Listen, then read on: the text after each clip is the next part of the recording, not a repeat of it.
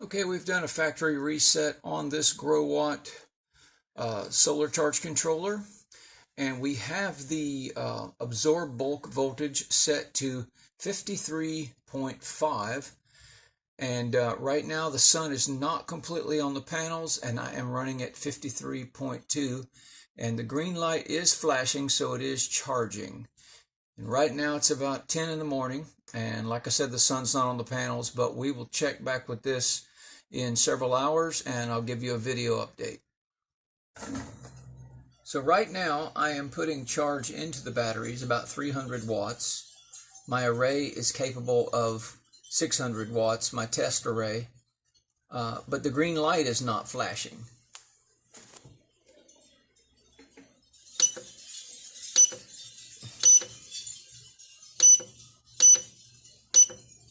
I'm putting in 6 amps and 463 watts now, but the green light is not flashing, but the system thinks it's charging.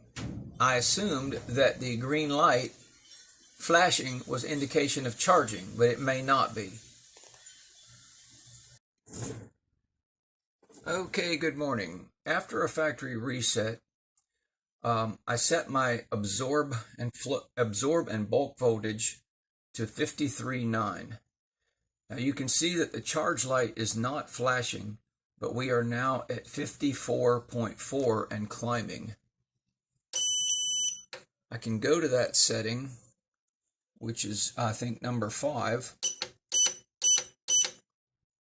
and I'm at 53.9, and my float is 53.1.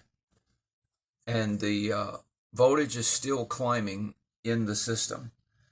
So apparently this particular charge controller is not shutting off at the setting necessary, because there I am at 54.4, and this has happened at several different voltages, 55.5 and lower voltages as well.